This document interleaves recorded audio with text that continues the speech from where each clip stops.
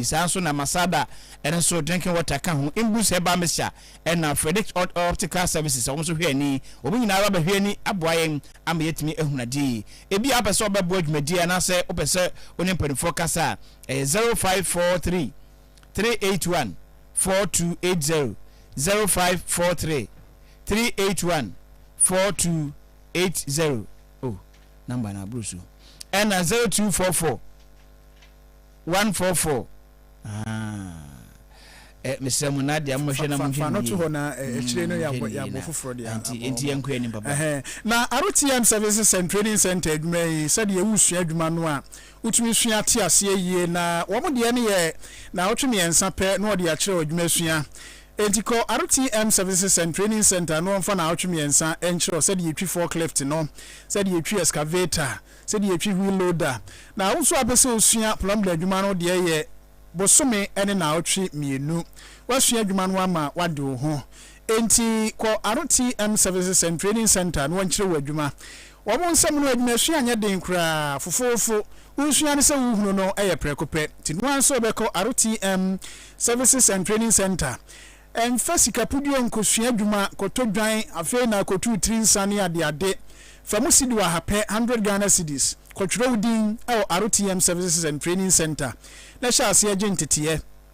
owie na pese otu kwan ko obi man sokobo bra Hungary memu UK Czech Republic ne Canada onu omu ne Hong Kong obetumi ahwa aboa osa kwan no so na ni nyina emu no MVTI Ghana aban na ama adwumaku etumi krata enti wo ho eye krogen Kumase wo mo e wotakwa makro nkwanta ho ena enkran ha all pass New Town Station ho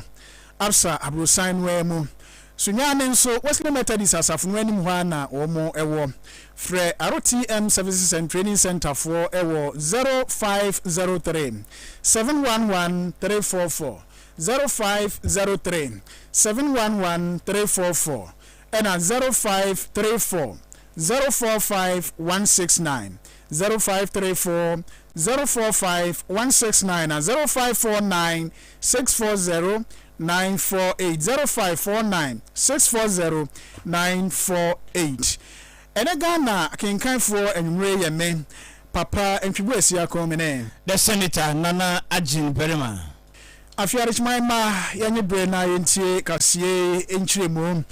Mampeni John Dramani Mohammed chese na memo pen so etosom yemi kwan bia so no contract je de ma amapreku se so sin no enya de aye bia ponato ho amenipa betwesu ntonto na yabon donkomi ebe mase we se bia na mase mpoa we se me makapre ni ahwede ni die mu oduro di amano nanso nipa ba akofo bi kohye kokoamu a na ye de amano prekope na krufasho no nkwa akwaye enti yenya bi mponi de atoto ho ahunu se nipa yi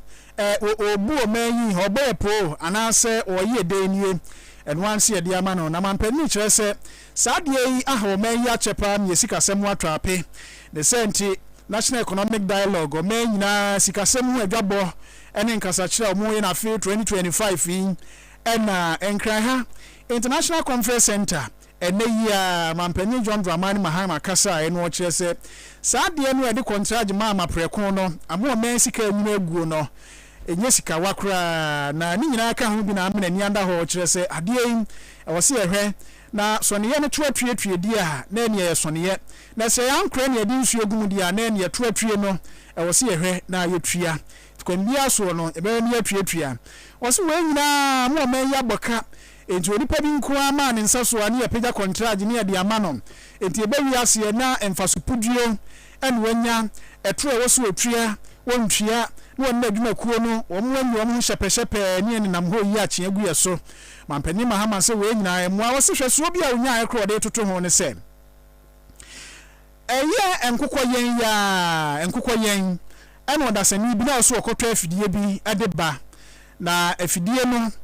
sidi mpimdu ena na afidie no 10,000 unit ya kire se eno ye de beboa ade aye poultry farming na se afidie no esanse ye mia planto ama enipa mechiro mu adwene de betumi atwa de entumi ntwa ansa ne ehunu de ne de ye ne de ama no nti omuma so na omde ma enipa bi se onkoto emfamra na ade a onkoto emfamra no na kire se omayi amad ba ku bia no 6,600 okoya anu akoto ba ku bia 4500 na kire se sika ekika bo mu egu akire nko aye opepia duonu ba ku 21 million enu ni sika ni pani nya aye onu digu ni botomu o ena wasi wei ye bia pono to ho anke bi nso obi ba be kan se me meton 4500 no enti nko opepia duonu ba ku no oni akro no akogide agu na taso nka ni nyina ba ban futuo mu enu nti mampanyi ma ama se resue amana ban yi na ni ada ho se contract ye de ma kontekro pa krofashode wotwam kra gese de ye mprempen de ana ahohia bere mu emergency de ni bi ane ye ne sa na ye hunu se ade no ye de ka to kaso ne ayo mampanyi mahama o se na memlo penso e sa de ebetwam kra ya kire se eno babu ama yetumi asie sika ne akora sika keta sihye ene proye ano babrase ama we no eto betwa kra ye beduru brebie no ebe mani panya ahohyeso e osikasemu am ye sikasom so edimu mampani mahama kasa edwabo no ase na ebinie. As review our laws to eliminate excessive waste in the procurement of government supplies and projects. Single source procurement must be the rare exception rather than the norm. We must also subject government projects above a certain threshold to value for money audits. And just this morning I was reviewing some of the procurement reports. And there was this procurement for poultry farmers, 10,000 units of something. And it was single source. The reason for single source was urgency. And one company was giving the contract to supply 10,000 units of whatever it was. The supplier and the person who assembles it was not allowed to bid. And so the company that won it went to the supplier, bought the items for 4,500 and came and sold them for 6,600 to government and walked away with 21 million cedis on that supply. I mean, how can you do this? I mean, it was our own company we're running. How would we do a thing like this? But that is government bleeding. Everybody cutting their pound of flesh. That must stop. We mampeni John Dramani Mahama ne kase na nuachiri na Dr. Kesilato Force no hwe mensi kaso se swafo enso ebebubu nkonta bi se omawu na kuo bi a ni ankase dia no kure ni edrum ba bi a ya na sikasem ene kwan ya ye fa so edidwuma ho no ha adwene papa na imekuo ni bi ho keke kabomu a eno nso ya ne nkeboa Dr. Kesilato Force nchirechiremu se de be ya imekuo ni bi ho a sikasem ama ye ho kire ani ase ye no wonsom adwuma nka woni nipa keduru baabi ma eboa yen beduru baabi na adwuma ye wose ye wosenka we ti kronkwa gina na nka we dinadwuna ba na we dinadwuna ba na enkosa be wi ase na oman na adwuma kuo no ede animguase na ameneka na ni nyina no nso o kirechire mu sei se de be ya beboa oman. Your Excellency, we have 7 focus areas: enhancing domestic revenue mobilization, balancing equity, simplicity, and efficiency, pursuing a quantitative fiscal consolidation, ring-fencing growth, enhancing spending, and social spending is the second focus item, ensuring compliance with public financial management and public procurement laws, implementing robust commitment control to maximize value for money and ensure fiscal discipline. The fourth is to enhance the efficiency of public spending in social programs and public infrastructure. The first is phasing out costly, regressive, and ineffective subsidies in the energy sector, whilst increasing targeted social programs, to reforming state-owned enterprises that create contingent liability and quasi-fiscal spending. Example is Ghana Cocoa Board and the almighty Electricity Company of Ghana. Your Excellency, strengthening Ghana's fiscal framework by redesigning the fiscal rule, strengthening automatic stabilizers while containing budget rigidities and revenue earmarking is the seventh one. And to conclude, Mr. President, fellow citizens, we can reset our economy. We can do this. We just have to be disciplined and understand that the short-term benefits we gain today has a long-term consequences on our future. Let's do this for Mother Ghana. Pemini ya etine kase ayo men sikasem so afo ya omemo Dr. Kesiel Atoba Forcing ene yete se o kase. Ene dom kuma no afren sentwofo hyiamu na sentwofo hyiamu a wodom efreye no ne bota nyina ne se na anu Ghana man pani kogina simpie so do o man bobre ho sensem ekoto dwa state of the nation address so na no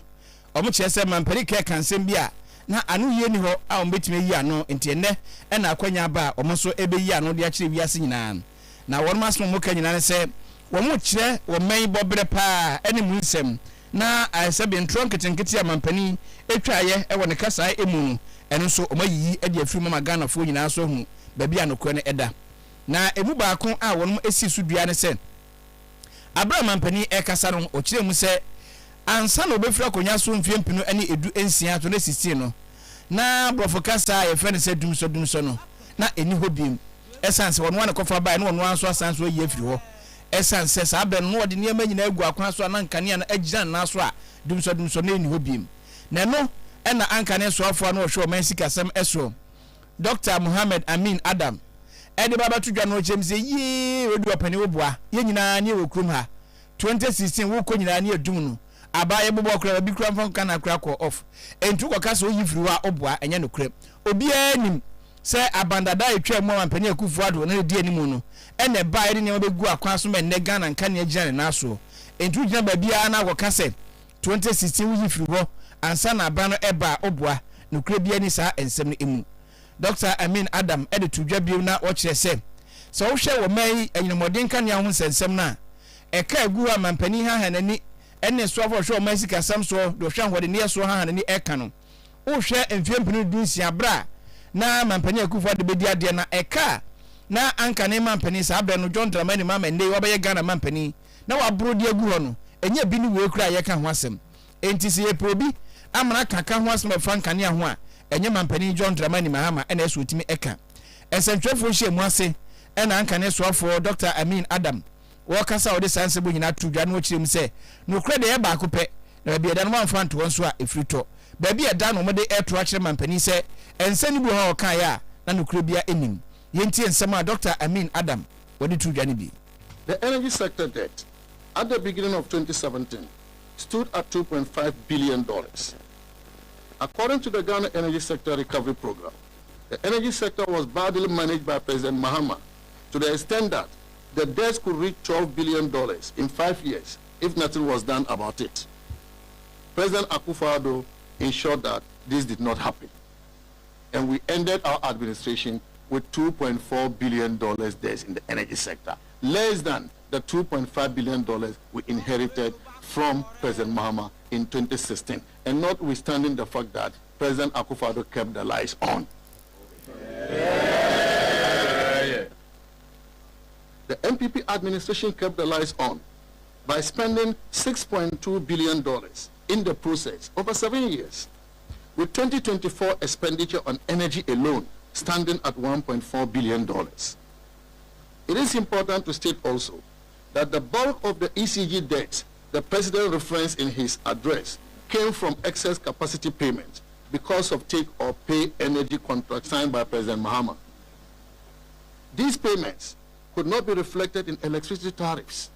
because PURC allows for only the cost of energy consumed to be in tariffs and not the cost of contracted energy.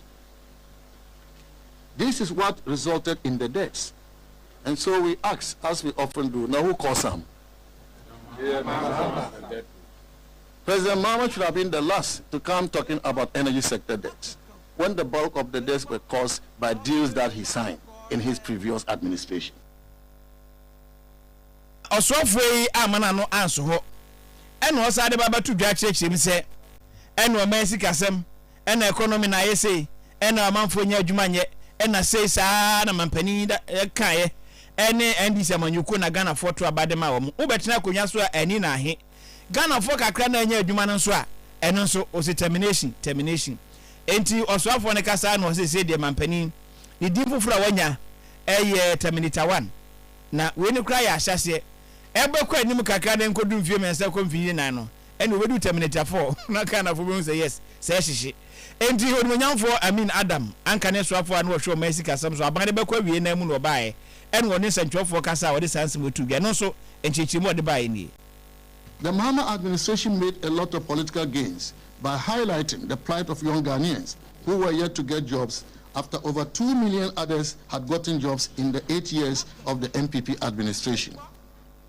They promised 2 more people for each job under the 24-hour economy program. Ladies and gentlemen, it is now a notorious fact that to create vacancies for the purpose of employing NDC youth, the Mahama administration has sacked thousands of young Ghanaians who had been properly employed by the previous administration. The termination of the jobs of young Ghanaians, which has become synonymous with Mr. President Mahama, who we now prefer to call Terminator 1, is a sign of what is yet to come. Sacking people from employment and replacing them later with others does not amount to job creation. What the people of Ghana want are new jobs for those yet to be employed. President Mahama knows that the programs he outlined in his statement, Nkoko, Nkiti, and the rest, cannot create sustainable jobs for the Ghanaian youth. Hence, the resort to termination of existing jobs for future replacement to shore up his job numbers. This is after President Mahama had argued, sadly, in 2016, that it was legitimate for an outgoing administration to recruit and sign deals up until the midnight of January 7 the following year, when his term expires. Not only are these double standards worrying, but the dismissals will no doubt worsen the unemployment situation which he promised to fix. The thousands who have been dismissed have been condemned to suffering and hardship. Amsia onunyamfo Muhammad Amin Adam ankane so afo no hwo masika asem so ena mote ni nka so de nsem atudwa wo chim se mampani ensem bi oka efa state of the nation address no enye nokre emunchirimu ena odi abai nti aje no kre no mo so abeken ho omodi na nokre no mo kire se mampani so dumso na dumso kra ho na de be ho na so and da to na 16 8 years abatwam no omunya aga enti no ne kro ha ye tie dira de mo be kan ye amaga na ye ye no de Ghana be ye ne so mo ka do mo benya ni mo nyam no mo so mo kan o jabai enti o manya ni mo nyam no say so o manya ni mo nyam mo nkrofo o ga obi nkrofo tie kire bo mo se wante sa enti sa enti wo kan de ne ye boy nsema no so abekan de no so ya boy nsema ma no atwe yes Terminator 1 kokon nkete enwa sa bepmene na kokon nkete nye betro aba no mo sha se kan se no na de we ne yi o mani ba mo so no mo awe atitim 85% as no Muhammad 1.7 million 25% enti me kra de ya me kan 2.2 million votes en wo de twi mu da so te ho kan kokon nkete ana no way state of the nation kokon nkete was 55,000 households efie maako empem aduonum enum ana ebenya saa nkokon nkete no a mo de twetwe wo mo no ampanso amanfo ani abere a o ma hyase pensase o bo no kura abobo enti no se wo gina ho na wo ka twetwe no a wo ka twe ni se wo ka ne saa no na kire se ama wantumi anye nkokon nkete ana jamai na okay se nkokon nkete ye de ato aba wie o ama odi awini wo ka da ye campaign ama odi awini what wote ho no da so ka adi twa ne mpoa de twetwe no what to opposition and the true state of the nation o making kan see idea true state of the nation o making kan se kana yo ho no kra no bo de chance akra yate yate do mo ase ye try na Ghana so e wo top radio 103.1 so ne akrenim na so for here me yapom dine so mbonyamfo Dr. Kwabena Minta Kando onya Dr. Kwabena Minta Kando ne o se agenda 111 no e wo se otu ho anamo se de beye na yetumi ewie na ebua wo meyi apom dine nti asantememu akwa probo akọhwe baabi a agenda 111 no ebi ewowo ama aprobo ni mu no amania oni nsentrefu hia ye obọ ne se dwumadie ni nyina na ewo mampanina tenaye okwa abankasie mu eho ena na ni tiri no ehye da so se die wasere mampanini ama yapagya ni nyina de abesine sere so ewo apomdene aso ye ho ya se aso ye apomdene so no na eba behwe ama agenda 111 ne hontutue ene se de ebehwe ni ayo ame akowie nyina no wo mo ebehwe no mo ayo ame awie ebiemu no se adwumadie no omo befa enimdefoɔ yɛ a mbotumi aboa ahwehwem baabi ebeduru yɛ mpempen so obi a epinum duduru yɛ ni nyinaa na yɛtumi ahunu kwan yɛ befa so awie na ne nyinaa mu no ɔhye ɔmamma no bɔ sɛ aban agyina ne nan so sɛ agenda 111 no deɛ wɔde asɔ ɛbɔ fam deɛ wɔyɛ duru yɛgugu lentre nom deɛ wɔyɛ duru baabi a wɔsi ɛbɔ so deɛ ayɛ awie na bibia ni mu ɛbɛyɛ adwuma ne nyinaa no ɔmbɛhwɛ ama no ayɛ adwuma kwabena minta kando ɔkasa kyerɛ nsɛmtwerɛfoɔ sei na ɔkae ɔmampanyin akwade bebie December 2024 Niba Jama ama baye no mama me clear instructions so yemfa agenda 111 no ensamra Ministry of Health kane no na wa baye kese mama me marching orders say menhwe abia agenda 111 e wo bia yenye hwehwemu na kwanya ye befa so a ye betumi awie no ntumi mo be kai a emro mampanyin ba amra se bagafie o kasa no o kan say agenda 111 no ba kokora ni ho a enne so so na wuti ye wo ya obetumi akomu agogya yarehwe na baby amegyina eye baako a yewura na adanko akofado eba bebie na ya ba bedru ha no ye hu ni se hospital de enye break and mortar and one friend hospital ni pe wo mu nurse fo ni doctor fo ipidi e wo mu ansa na aso break and mortar ebedu ye se na mu nyina ma hu bi no ha ye mfre ha ya sabia ipidi hu se construction no eda so a ekoso a ye nwie ye pe briefing na manya any de mabehu from the consultant no agenda 111 no from the briefing a consultant asabi abadada na fa no ba kokora ni ho a ye wi hospital equipment na bebre na mae adan ni sie nimpo no bebre ene ye nwie ye wasi nwie na ye wie mpo a eno no na aka wonu be ye adwuma wo wasi ye recruitment plan we eye Ghana Health Service facility ye ba the director general ne bae abato regional director so wa ha ye bi so mo say nya bia facility bi wo mo nsam sa mo so da bi mo nim bia nti ye ba be hwe se ekwa be ne be fa so a ye betimi awie na o man fo mo twede ene ne mpatamu enya mfaso e wo saa facility wei eye kwabena minta kando ye omenso afo rap mdene so ena yete se o kasei yetwa kasebo no eso na yefiri so afo a wo hwe apomde eso ana yekoso afo a wono so ena hwe akwantempon edwumadie eso ewo maiga na enso emu na orunyamfo governance kwame agboja ena wode atodwa chirim se animanim ya ntentem so no ensamso bi a eno ewo atwumamponua mansini mu asantemantem a ka adehye ewo kutukurum ena afi nso mpotema wodo nyina ebom no yentum na yenyen siesie ewo ho sanse bridge no epunipa epe bi ebu atogu a ya hwe ya ye de mawuo na de akyi ya na ye ti ante asem papa ni nyina ne se bridge no ochirim se enei se de esi asai ne se de esi aye mre no se ya nkantum na ya nsiesie ni manim ye na se ekoso ase ahyan ahodo emfa so a wan hwe ya edi nkwanhia pi ebetimi aba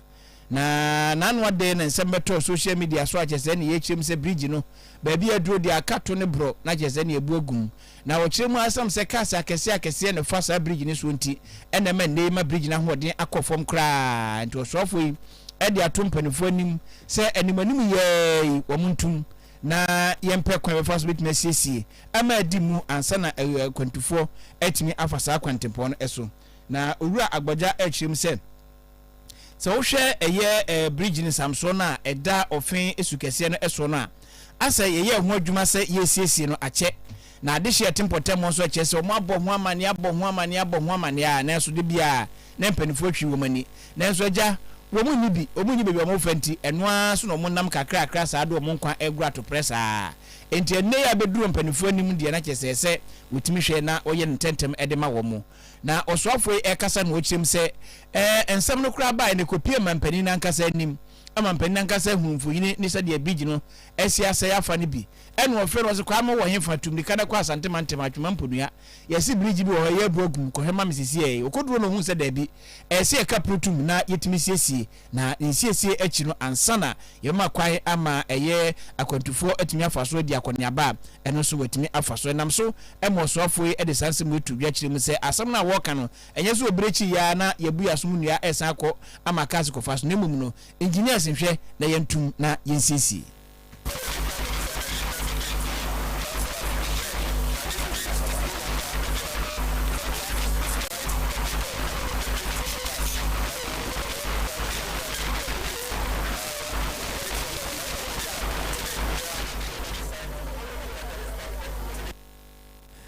Ebisa yedi ho ya asenne no emu ana ho se de pe no ama mo na so nyina emu no eyo soafo a wono ene hwe akwantempon ene akobadie eso eye kwame agboja ena mote ni nka so de nsem dwane ncheche mu nyina na yedi ka bontofa akyere mo se bridge no ba bia aduru de ayesebe kwensani benyum jansanum na kuru da atwe da bebu abo nipa ne be enti o mu hwe na o mu siesie ansa ena kwantufo atime edi so akone aba enti we ene a true state of the nation. We know. Bibi say a true state of the nation. Send your mind tie no. Eno na me no wani feel ni de ani ahunu bi. Anya bridge bi to say ya na Samra boy be say 4 months ago yi. Na koko crash bi akofa koko a be say $1,000. Enam bridge ni so ekobugu Samra boy nsuo ni mu no. Anya bridge ni sa bia na aye. Na no mo se achia ne fa ne no kra de dade de bi o mo se min konsuo ni mu. Etima mo fa one side ele ko bu ye